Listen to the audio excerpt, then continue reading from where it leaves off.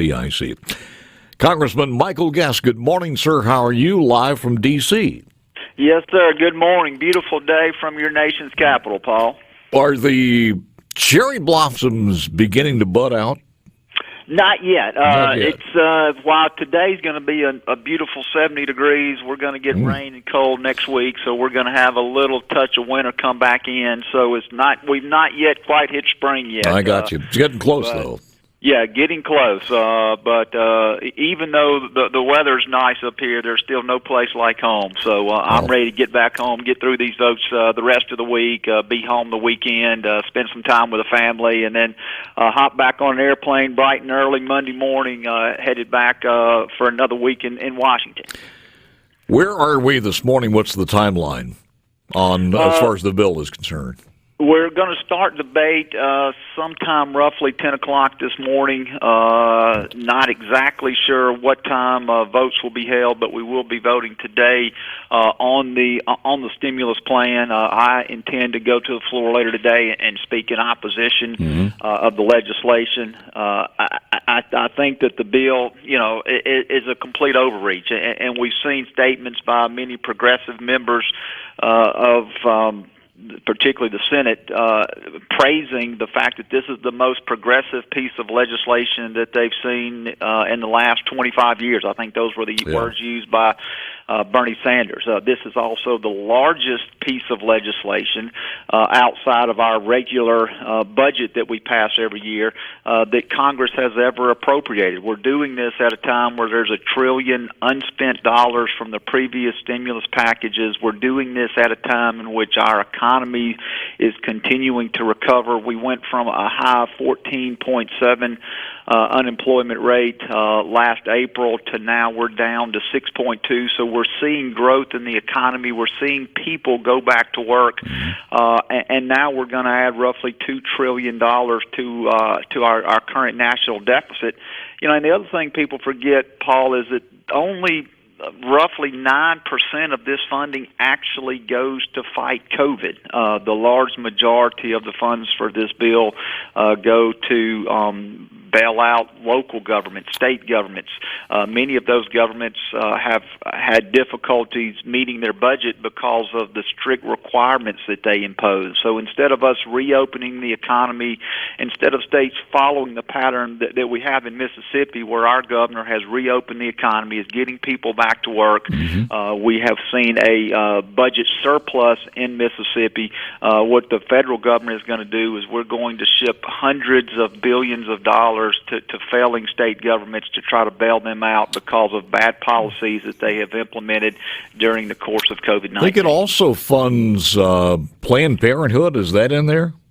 Planned Parenthood, that was in the original House bill but it's not in this one. Came out of the House. Yeah. Rand Paul made an amendment in the Senate, and I believe he was able to get Planned Parenthood pulled out, but there's still money in there for the National Endowments of the Arts, the National Endowments of Humanities, money in there for additional foreign aid in addition to the money that we previously appropriated in December. So there is a great deal of, in my opinion, waste in this bill. And again, this bill is not targeted toward COVID relief. Less than 10% of the funds actually go for vaccination and for fighting the COVID epidemic. I think everybody wants to get the checks. I understand that, but and there's some people who can do without them. Nobody's going to turn them down. Don't get me wrong. And I think most people are going to put them to good use. But again, are they absolutely critical to everybody out there, people who've worked through this thing, and maybe some people, even the people who've prospered during this pandemic, one reason or the other, they're going to be getting the checks too. But if you look to just taking that other 91% that's non-COVID and not putting that in there, you could knock the check up from $1,400 to $2,500 easy. That's exactly right, and you make a great point. There are people who are suffering and people who need help to continue to bridge this gap until we're able to completely vaccinate everyone, reopen the economy, which according to some of the things that the president has said, he believes that a vaccine will be available to everyone sometime in May. So we've got to hold on for about 2 to 3 more months until we've reached really a true break in the pandemic. But there's been many people who have not lost a paycheck. They have been able to telework, work from home. They may be able to have had a business that their income was not affected. Well, and you even mentioned there are some people who actually prospered. Talking to someone that I know that owned a furniture store, and he said, "Look, we actually have done better because people haven't been traveling. Instead of spending money on vacation, they spent money buying things from their home, and so that's why I say that have prospered during this time." That's why I say the people who really need it could have been given more if they did this the right way. But again, they use that 91% as campaign chest and campaign money, taking that money from the taxpayers to benefit some of their pet projects. So, do you know how the rest of our delegation is going to vote on this? Have you huddled with them? As far as the Republican delegation, we will all be opposing the stimulus package. I would assume that Congressman Thompson would support it. He supported it when it passed the House a couple weeks ago. Mm-hmm. So I don't think that there were any substantial changes that would cause him not to support this. Yeah. Now, I will say, Paul, that the bill, as bad as it is, and it is a very bad bill, it's better than when we, from the House, sent it over to the Senate. At least when they got over to the Senate was able to strip out some things such as the $15 an hour minimum wage. They were able to strip out some of the pet projects for Nancy Pelosi and Chuck Schumer. And so it is still a very bad bill, but the bill was even worse when the bill first came out of the House just a couple weeks ago. It's on the heels, too, of people talking about what's the buzz there as far as the infrastructure bill that may be forthcoming? Well, you're exactly right. One thing, and there is great optimism that we as a Congress will be able to pass a comprehensive transportation and infrastructure package. How much are we talking on that? There's no price tag, no top line that's being discussed right now. There was some discussion last Congress between Pelosi and Trump. I think the figure was roughly $2 trillion, the number that they had agreed on. I believe that with Biden being president, you would probably see that number grow to probably closer to $3 trillion. But, and one of the questions is, a couple questions is this going to be bipartisan? And the other question we got to think about is, how are we going to start paying for these things? We can't keep running up the national debt, giving people stimulus checks, giving monies to state government, fixing infrastructures. Those things are important, but if we're going to continue to do those things, we've got to figure out how we're going to pay for it. If we're going to put money into infrastructure, what programs can we cut? Where can we cut money in the federal budget, and then reappropriate that money into things such as infrastructure reform? And there has been no talk of that. There's been great talk about spending and how much money we're going to spend and all the great things we're going to do and all this money that we're going to give away. But nobody is talking about how we're ultimately going to pay for that. It's doubtful that you're going to hear any of that talk for at least 4 years. You may hear it 2 years from now, but you're certainly not going to hear it from the White House in 4 years. Let me ask you this, because I see on the notes here there are 2 additional gun control measures that Congress is looking at. I worry about that because sooner or later I know he's going to get towards the Second Amendment. There is talk that they want to impose some type of relaxation on immunity for the manufacturers. And I want you to ask, what's the latest from the liberals in Washington pushing this forward?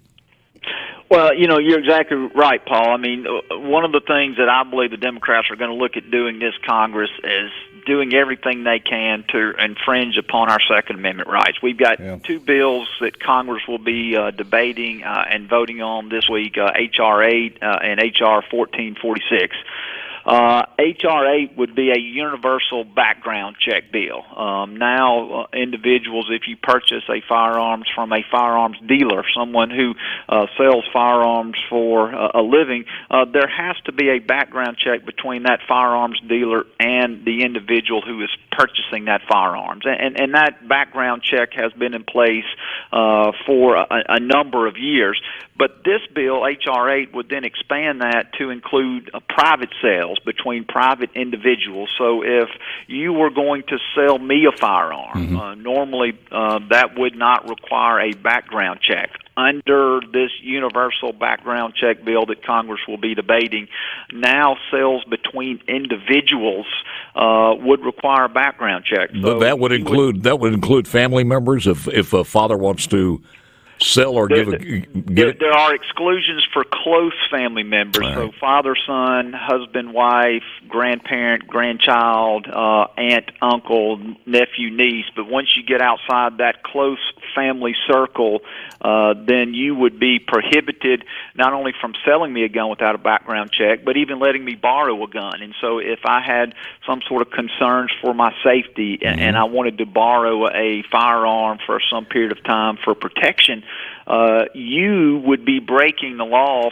unless I was in that close family circle of being able to loan me a weapon for personal protection. And so it would really, I think, have a chilling effect on individuals being able to freely buy and sell firearms. Yeah, I mean, it would force everybody into the federal firearms system so that there would be a better ability to track those guns that were being bought and sold. You could wind up in prison with the legal consequences on that one if something went wrong and the guy used it or gal used it in an inappropriate manner. That's a little bit scary. I mean, and you could be perfectly, within your right to try to help someone. So if you wanted to help me because I needed one, and you felt like that you were helping me protect my family, protect my safety, you could ultimately possibly be charged if I were to use that firearm in self-defense and actually had to harm another individual. The federal government could then look back at you and say, you gave him that gun. You should have been able to foresee how that gun was going to be used, and now we are going to charge you for the fact that you either gave or you sold a gun to someone without making and going through the appropriate background check. Let's not forget what the president said on the campaign trail, though. I made a commitment, and I mean it. I made a commitment that I'm going to do everything in my power, in office or out of office, to get those assault weapons off the street, which I've done once already, and to get those clips that have multiple bullets in them not for sale, not be able to sell silencers, all those things. So, first of all, nobody's ever defined an assault weapon, and I'm not sure if it's defined in these bills. It's not, there's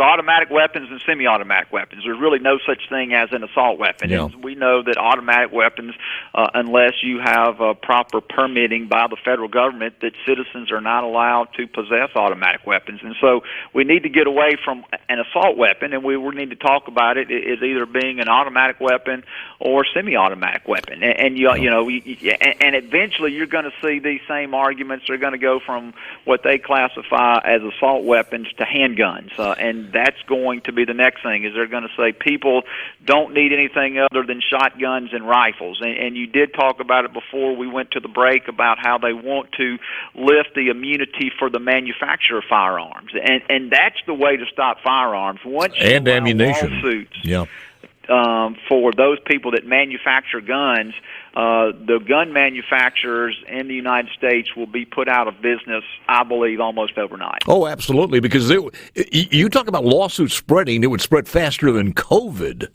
Oh, no doubt. There would be one class action lawsuit after another, and even if they weren't able to get judgments against the manufacturers, just the legal cost of these firearm manufacturers to defend that would be astronomical and would ultimately put them out of business.